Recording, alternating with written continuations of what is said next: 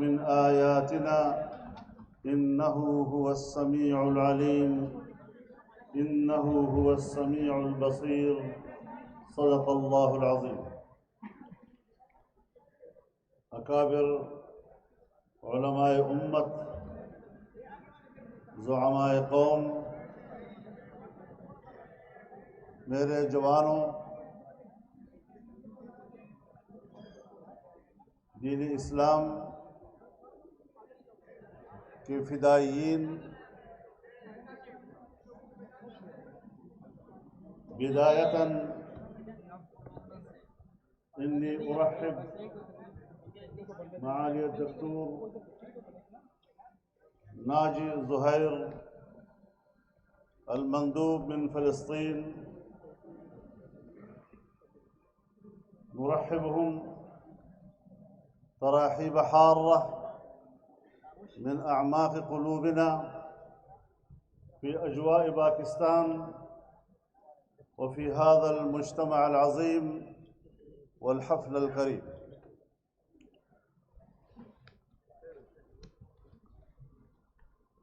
ونحن نعلن اليوم أن الشعب الباكستاني المسلم واقف مع الشعب الفلسطيني المسلم الشقيق جنبا بجنب وقدما بقدم وروحا بروح، وتهراق دماؤنا إن شاء الله مع دمائكم. ما شاء الله ما شاء الله.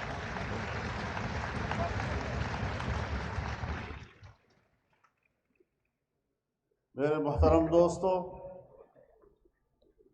آپ نے اکابر علماء کی تقاریر سنی جو اپنا ایک علمی رسوخ بھی رکھتے ہیں، حالات حاضرہ کا ادراک بھی رکھتے ہیں، اور اس حوالے سے اپنا بھرپور تجزیہ پیش کرنے کی صلاحیت سے مالا مال ہیں، اور پھر اس پورے اجتماع کا جو مقصد متفقہ اعلامیہ کی صورت میں مرتب کیا گیا وہ بھی آپ کے سامنے پیش کر دیا گیا ہے۔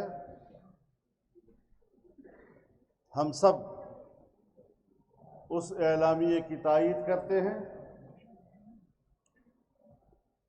میں یہ بتا دینا چاہتا ہوں کہ ہم کیوں اپنی تاریخ کو بھول جاتے ہیں۔ سن 1940 میں لاہور میں قرارداد پاکستان پاس ہوئی، اور اس قرارداد کا حصہ تھا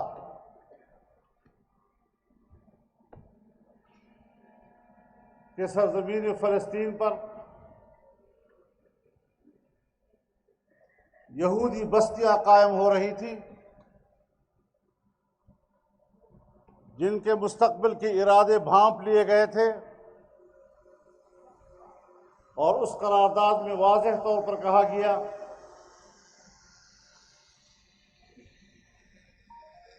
کہ ہم اسرائیل کا اور صہیونی قوت کا فلسطینی سرزمین پر قبضے کو تسلیم نہیں کریں گے، ہم فلسطینیوں کے شانہ بشانہ کھڑے ہوں گے۔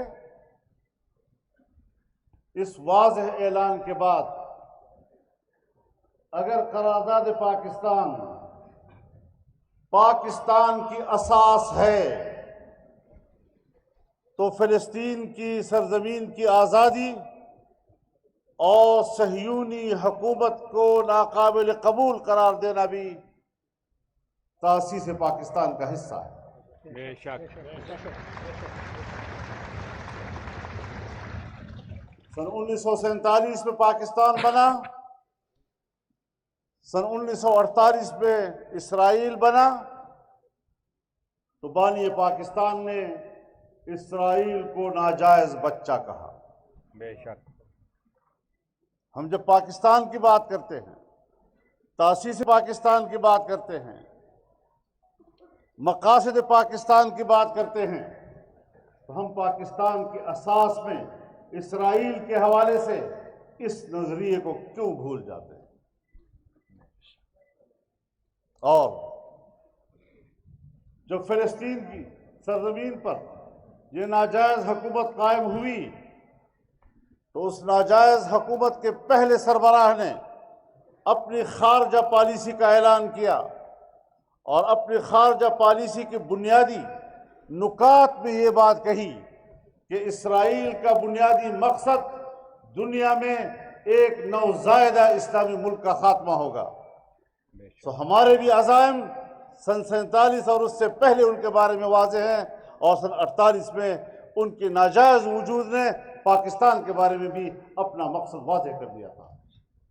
بے شک پھر اس سرزمین پر اس اسرائیل کے بارے میں بات چیت کی جائے کہ اسے تسلیم کرنا چاہیے، تو میں آج بڑی صراحت کے ساتھ کہنا چاہتا ہوں کہ ہم نے 10-12 سال یا 15 سال عمران خان کا مقابلہ نہیں کیا، اس کی کوئی حیثیت نہیں ہے، اس کی کوئی صلاحیت نہیں ہے۔ ہم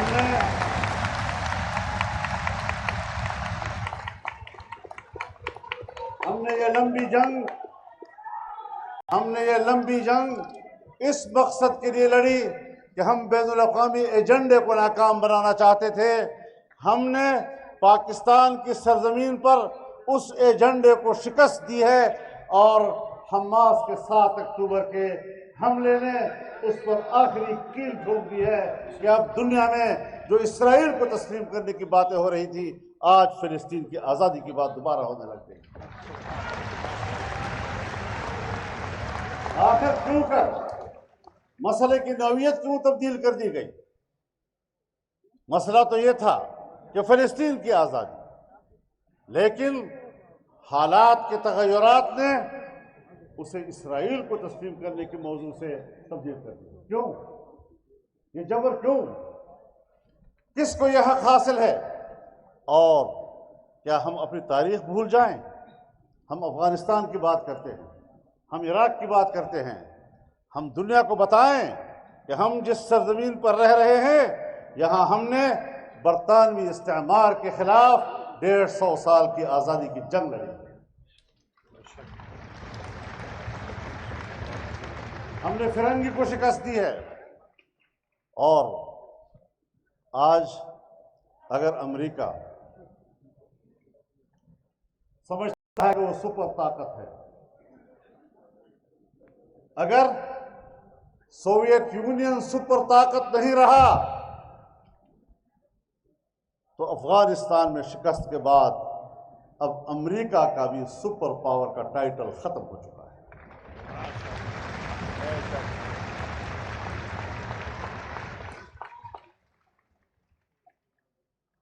جہاں بارود برسا رہا ہے، جہاں وہ آگ برسانے جاتا ہے، اس کا نام رکھتا ہے کہ امن کے لیے جا رہا ہے۔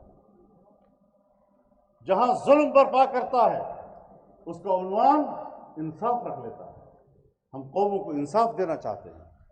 افغانستان میں آئے دہشت گردی کو ہم ختم کرنا چاہتے ہیں، جبکہ خود ایک عالمی دہشت گرد کی صورت میں رونما ہوا۔ عراق میں تسلیم کرنے کے باوجود کہ ہمارا جو الزام تھا وہ ثابت نہیں ہوا، کیا اتنے بڑے پیمانے پر عراق میں قتل عام کے بعد وہ جنگ مجرم نہیں رہا؟ دنیا کم از کم اس کا بھی تو نوٹس لے۔ میں صرف یہودی دنیا کو مخاطب نہیں کر رہا ہوں، میں یہودی دنیا کو بھی خطاب کر رہا ہوں، مسیحی دنیا کو بھی کہہ رہا ہوں۔ ادعائے پیروی ابن مریم اور تو جس کی کوہنی سے ٹپکتا ہے مسلمانوں کا خون،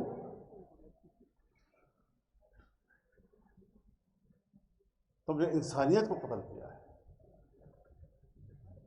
تم نے ناگاساکی کے اوپر ایٹم بم مارے ہیں، تم کس بنیاد پر انصاف کی بات کر سکتے ہو؟ اور جہاں ہم سب کا ایمان ہے کہ یہود و نصارہ کے عزائم کو اللہ رب العزت نے خود واضح کیا، لن ترضى عنك اليهود ولا النصارى حتى تتبع ملتهم، اور جناب رسول اللہ صلی اللہ علیہ وسلم نے شاید آج کے زمانے کے بارے میں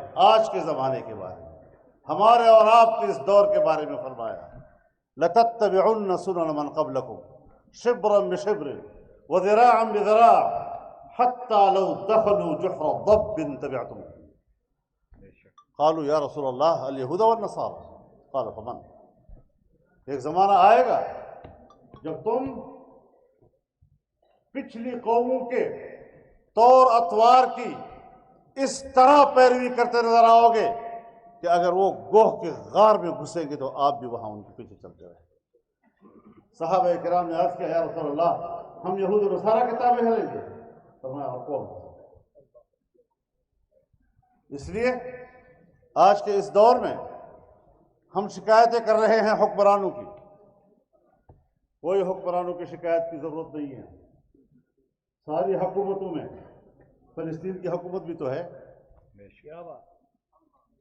وہ بھی تو خاموش ہے، لیکن کیا اس کی خاموشی اس کے کام آ رہی ہے؟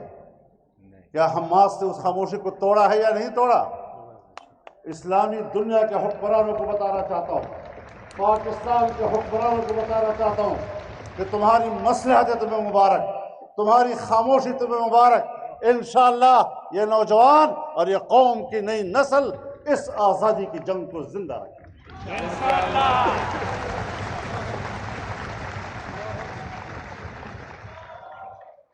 نظریے نئی نسلوں کو منتقل ہوتے ہیں۔ اگر مغرب کی فحاشی عمران خان کے ذریعے پاکستان کی نئی نسل کو منتقل ہو سکتی ہے تو پھر ہمارا جذبہ جہاد، ہمارا جذبہ حریت، ہماری تہذیب، ہمارا تمدن، ہماری بھی نئی نسل کو منتقل کیا جا سکتا ہے۔ نوجوانوں مضبوط رہو، گھبرانے کی کوئی ضرورت نہیں ہے۔ آپ کا عزم انشاءاللہ اس نظریے کو، اس سوچ کو اور اس فکر کو شکست دینے کی ضمانت فراہم کرتا ہے۔ گھبرائیے مت، ہمیں تجربہ ہے ہم نے کس طرح ان کو شکست دی ہے۔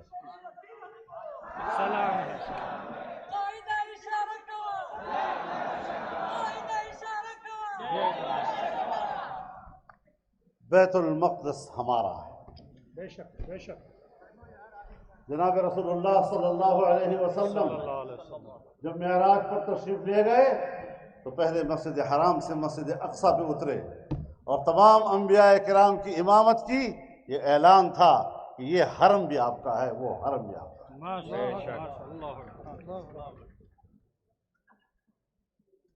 اس پر دعویٰ کرتے ہو؟ اگر اس پر اسرائیل کا حق ہے، یہودی کا حق ہے، عمر بن خطاب کو کیا پڑی تھی کہ اس کو فتح کرنے کے لیے جا رہے تھے؟ اگر اس کا حق اسرائیلیوں کا ہے تو پھر صلاح الدین ایوبی کو کیا پڑی تھی؟ ہم نے اس کو آزاد کرانا ہے انشاءاللہ۔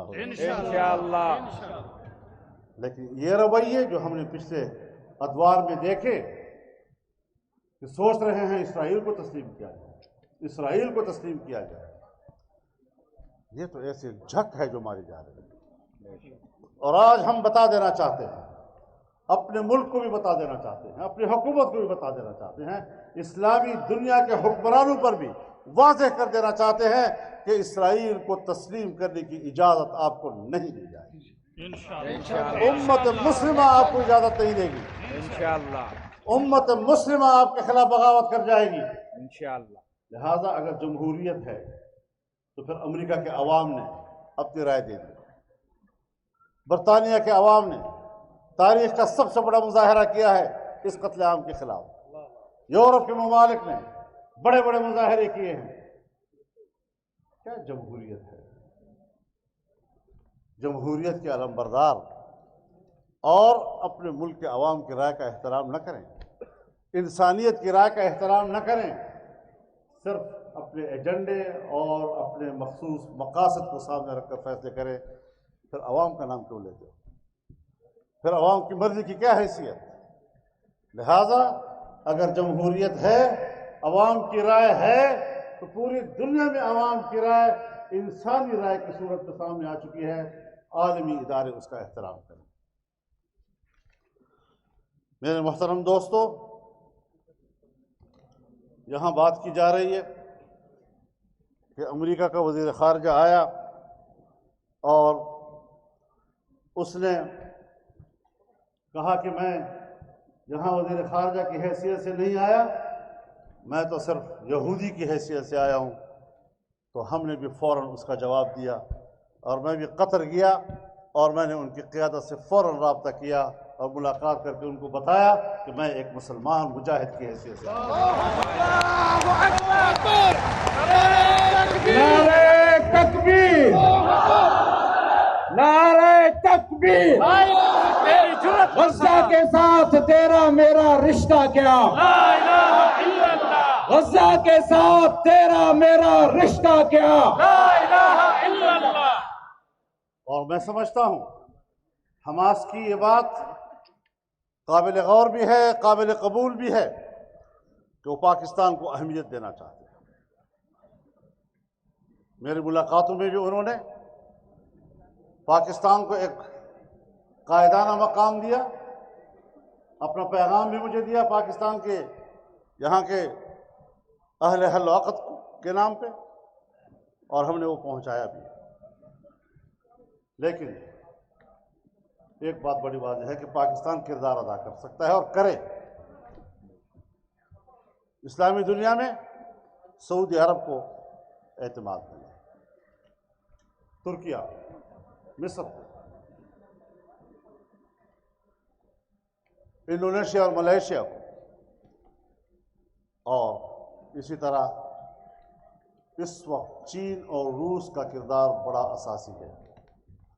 ہم اس اجتماع سے بھی ان تمام ممالک کو پیغام دینا چاہتے ہیں کہ آپ اس وقت مظلوم فلسطینی بھائیوں کی مدد کے لیے کردار ادا کریں۔ ہر سطح پر کردار ہونا چاہیے۔ اگر امریکہ طاقت کا استعمال کرتا ہے تو پھر خطے میں طاقت کا توازن بھی ہونا چاہیے، اور طاقت کے توازن کے لیے ضروری ہے کہ روس اور چین بھی اپنی قوت کے ساتھ وہاں پہنچ جائے۔ اسلامی دنیا میں طاقت کے توازن کے لیے مربوط نظام قائم کریں۔ غذا اور دوائیں یقیناً وہاں کی ضرورت ہے۔ مالی تعاون بھی بہت بڑی بات ہے اور پاکستان کی طرف سے ہو رہی ہے۔ افراد بھی، جماعتیں بھی، تنظیمیں بھی اپنے اپنے طور پر جو کچھ کر رہی ہیں قابل تحسین ہے، لیکن اس کا ایک پیغام بھی ہے کہ اسلامی دنیا ایک جسم ہے اور ہمارے اوپر حق ہے۔ مثل المؤمنین فی توادہم وتعاطفہم وتراحمہم کمثل جسد واحد اذا اشتكى عینہ اشتكى کلہ واذا اشتكى رأسہ اشتكى کلہ واذا اشتكى عضو تداعى له سائر الجسد بالسہر والحمى۔ ایک دوسرے کے ساتھ دوستی کرنے میں، مہربان ہونے میں، مدد دینے میں، ایمان والے لوگ ایک جسم کی طرح ہیں۔ اگر آنکھ میں درد تو پورا جسم بے قرار، اگر سر میں درد تو پورا جسم بے قرار، اگر جسم کے کسی حصے میں درد مچل رہا ہے، پوری رات جاگتے اور بخار سے گزرتے۔ کیا ہمارے وہ احساسات ہیں؟ ایک مظلوم مسلمان بھائی کے لیے برما میں مظالم ہو رہے ہیں، افغانستان میں ہو رہے ہیں، عراق میں ہو رہے ہیں، لیبیا میں ہو رہے ہیں، اور آج فلسطین میں ہو رہے ہیں۔ کیا امت مسلمہ کو اس سے کوئی تکلیف اور احساس ہے؟ اور اگر نہیں تو پھر ایمانی رشتہ کمزور ہے۔ عوام میں یہ احساس موجود ہے، عام مسلمان کے اندر یہ احساس موجود ہے، لیکن ہمارے حکمران مصلحتوں کا شکار ہو گئے اور ان کا ایمانی رشتہ کمزور ہو گیا، اس لیے وہاں احساس بھی ختم ہو گیا۔ ہم نے اپنے حکمرانوں کو بھی جگانا ہے، ان کو بھی بتانا ہے کہ خاموش نہیں رہنے دینا ہم نے آپ کو۔ اگر ہم میدان میں ہوں گے تو آپ کو بھی میدان میں ہونا ہوگا انشاءاللہ العزیز۔ اور میں یہ بھی عرض کر دینا چاہتا ہوں کہ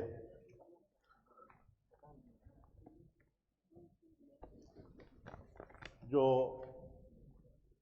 یہاں تجاویز آئی ہے، میں حضرت مولانا مفتی محمد تقی عثمانی صاحب دامت برکاتہم سے خاص طور پر گزارش کرنا چاہوں گا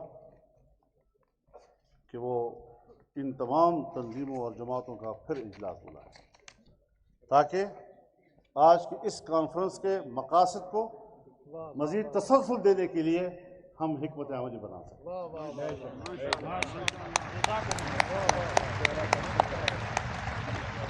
اور پورے ملک کے عوام کو اپیل کرنا چاہتا ہوں کہ 8 دسمبر کو پورے ملک میں یوم اقصیٰ کے طور پر منایا جائے، فلسطینی مجاہدوں کے ساتھ یکجہتی، فلسطینی عوام کے ساتھ یکجہتی، اور اس کے لیے تاکہ تسلسل برقرار رہے اور کبھی ہماری آواز خاموش نہ ہو، یہ چلتی رہے انشاءاللہ۔ جب یہ آواز زندہ رہے گی، یہ عمل زندہ رہے گا، چاہے تھوڑا ہو لیکن اللہ کی مدد کی توقع ہوگی۔ اللہ ہمیں اپنی مدد سے وآخر دعوانا ان الحمدللہ۔ دعا کر لیں، دعا۔ الحمدللہ رب العالمین والصلاة والسلام على خیر خلقہ محمد وعلى آلہ وصحبہ اجمعین۔ ربنا آتنا من لدنک رحمة وهيئ لنا من امرنا رشدا۔ اللهم انصر الاسلام والمسلمين، اللهم اعز الاسلام والمسلمين، اللهم انصر المسلمين في كل مكان، اللهم انصر المجاهدين في فلسطين، اللهم انصر المجاهدين في كشمير، اللهم انصر المسلمين في بورما، اللهم انصر المسلمين في كل مكان، صلى الله تعالى على خير خلقه